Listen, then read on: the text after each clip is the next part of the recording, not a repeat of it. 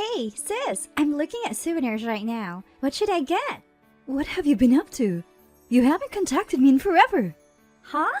You tried reaching out? Didn't notice. What happened? How can you be so carefree? I'm in the middle of a funeral. A funeral? What are you talking about? Whose? Your daughter's. What do you mean?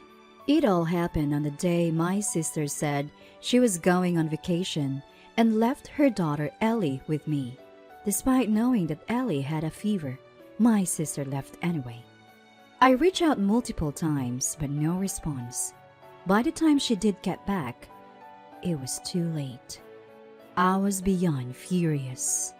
My concern after being married for 4 years has been our inability to have children. We planned for a family right after getting married and have made several attempts to make it happen, but we've been unlucky so far. My sister got pregnant 2 years ago, married, but divorced within 6 months. Since then, she's been dumping her kid on me. It's good practice for when you have kids of your own, so it's fine, right? She would always say this when leaving her child with me. Each time, it gave me mixed feelings. Still, a life is a life, and I accepted the responsibility. But I've had enough of my needs being ignored. So this time as well. I want to leave Ellie with you again because I'm going on a trip with friends for a week. Again? Didn't I just take care of her last week? That was for work. It couldn't be helped. Why can't you ask our parents for a change? I have plans too, you know? What plans kid you? A house worker possibly have? It's fine, right? But for a whole week? I'll bring back souvenirs. This is a long-planned international trip. I can't cancel. Then why not take Ellie with you? Having a kid along would be a nuisance to others. Plus, I want to enjoy myself alone. Ellie will feel lonely. You're being completely selfish. So that's how it is? I'll bring her over before I leave tomorrow. Bye! Sighing at the abruptly ended phone call, I decided to talk to my husband about the situation when he got home from work. Well, isn't that something? Yeah, it is. So I need your help with this. Sorry, I'll be away on an extended business trip starting tomorrow. Really? How long will you be gone? About 5 days? Maybe a week if the meetings drag on. So I have to take care of everything alone while you're away? It's my job. Can't help it. Fine. If it's too much, maybe consult with my mom. I couldn't believe I'd be left alone to manage everything for a whole week. I felt like giving up already. My niece was incredibly attached to my husband, probably because she doesn't have a father figure in her life. I remember a past instance when we babysat her and she had a terrible night of crying. My husband was the one who soothed her, but this time I'd be alone. Just the thought of going through that again filled me with dread. Then the day of my sister's trip came. My husband left early for his business trip, and I was alone waiting for my sister. Take care then. With that, my sister was about to dash off. But then I noticed something off with my niece. Ellie, your face looks a bit red, doesn't it? She's been running a slight fever since this morning. What? You're leaving your kid like this? I've been looking forward to this trip. I can't not go. At least take her to the doctor. It's nothing unusual. She'll be fine. If you're concerned, you take her. I have to go. My flight is soon. Wait a minute. Consider it good practice for when you have a sick child of your own. You learn. Bye. I couldn't believe she would leave her feverish child and go on a trip. An intense wave of anxiety rushed over me as I looked at my weary niece. She's only too young for over-the-counter medicine. Fortunately, it seemed like a low-grade fever, so I cooled her head and put her to bed. Not knowing what else to do, I called my mother. Mom, she dumped Ellie on me again. She's even gone on vacation this time, and Ellie seems to have a fever. What should I do? Stay calm. Is the fever very high? It's a low-grade fever for now. Then keep an eye on her. If she has seizures or convulsions, call an ambulance immediately. All right. Contact me if anything happens. Hearing my mother's words slightly alleviated my anxiety. But I still couldn't bear the thought of going through this for a whole week. It pained me to watch her suffer, even if it was just a low-grade fever. That night, my niece's condition took a turn for the worse. Her fever spiked rapidly, and seeing her suffer, I hurriedly called an ambulance. I tried to call my sister too, but for some reason, she didn't answer. What can I get through? Could it be because she's abroad? I then tried to reach my husband, but had no luck there either. Is his phone out of service? While feeling like I was going to be crushed by anxiety, I called my mom and she arrived right away. Mom, what should I do? I'm... Don't worry, the doctors are on it. She'll be fine. But there was no improvement, and her condition worsened. I tried to reach my sister every hour, but no response. And then, 4 days later... No way! This can't be! I'm so sorry! So sorry. Ellie passed away. She was just 2 years old, and didn't even get to see her mom one last time. I broke down crying, not knowing what to do. It's not your fault. There was nothing you could have done. I know, but still. And what is she doing? Not answering any calls? What could she be up to?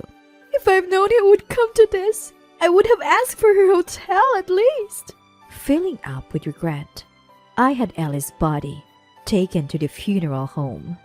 I couldn't get a hold of either my sister or my husband to discuss what to do next. His business trip was supposed to end tomorrow, so all I could do was wait. Seeing how worn out I was, my mom told me to get some rest, and I finally got a good night's sleep for the first time in 4 days. The next day, I tried calling my sister again with no change. My husband didn't return either. Growing concerned, I decided to contact his office. They said he was actually on a week-long leave. I felt a bad premonition. I never paid it much attention before, but Ellie was fond of my husband and he get along well with my sister. My husband would often tell my sister she was cute, and she seemed to enjoy it.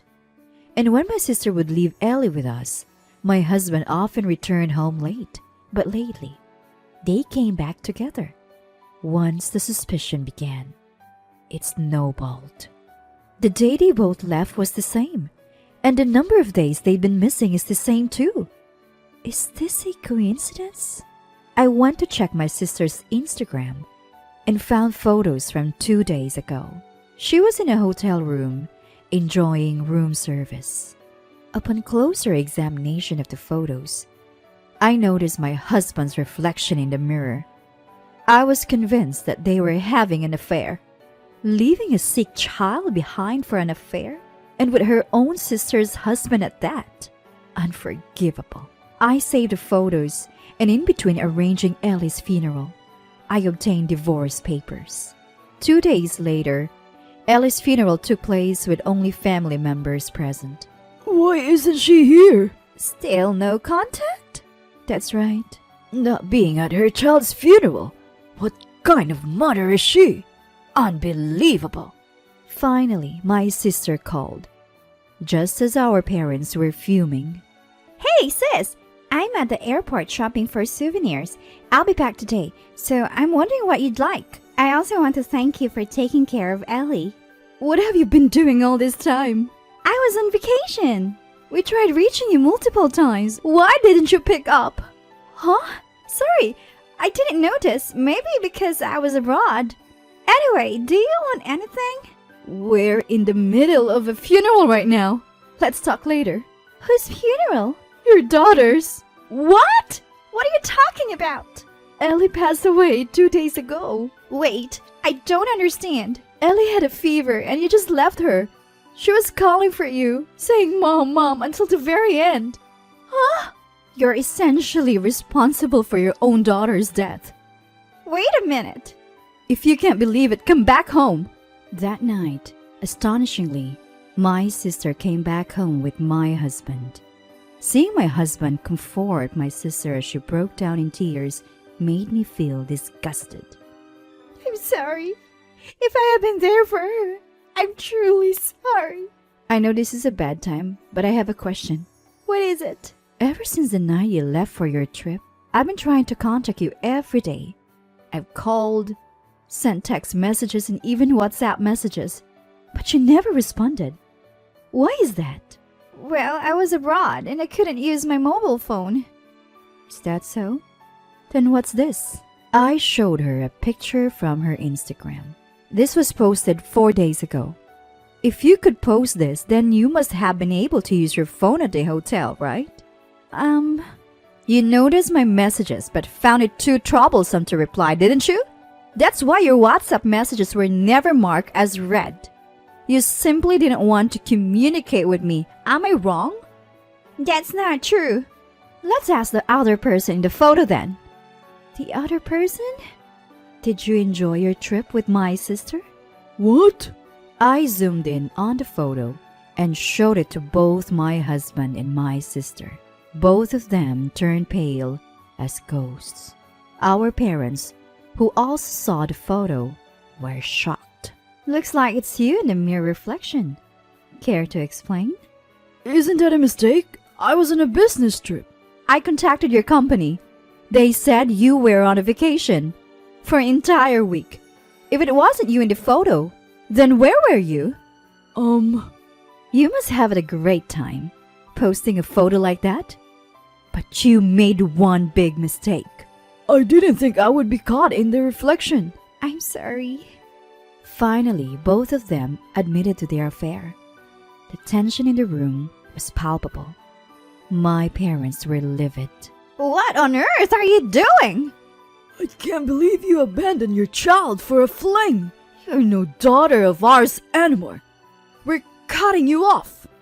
I tolerated this because you were a single mother. But we've been giving you so much money. I want it all back. I never want to see your face again. Hold on, Mom, Dad. Quiet. Don't even come back. Can't you say something, sis? What's there to say? This is all on you. I hope you regret this for the rest of your life. I couldn't bear my sister's negligence towards her child, so I told her off coldly. My sister kept apologizing to Ellie through her tears, but Ellie never returned. And of course, I couldn't forgive my husband, who had been supporting her. This involves you too. What? Sign this now. We'll discuss the compensation through lawyers. A divorce? Why? Why? Are you kidding? I can't be with someone who cheats with my sister. Wait, I messed up. We can talk about this. Talk? You lied about a business trip to go on a cheating getaway. There's no talking to you. Oh, well. Any more discussion will go through the lawyer. I submitted the divorce papers to the court, and it was agreed that they would both pay me a total of $50,000 in compensation. I left the house and returned to my parents. Here I am again. I'm sorry. Don't worry about it. You're our only daughter. Exactly. Better be here than with some creep. I'll be in your care for a while. My sister and her husband apparently got together after this, but it didn't work out and they broke up in less than 6 months. To pay off the compensation, my sister is working all the time and now lives modestly in an old apartment. My ex-husband worked at his company for a while, but became uncomfortable after his affair was exposed. After paying the compensation, he disappeared. And frankly, I don't care anymore. Now, I'm enjoying a peaceful life. Making plans to travel with my parents, it's liberating. I'm fine alone for now, but I do want kids someday. Hopefully, I'll meet someone wonderful.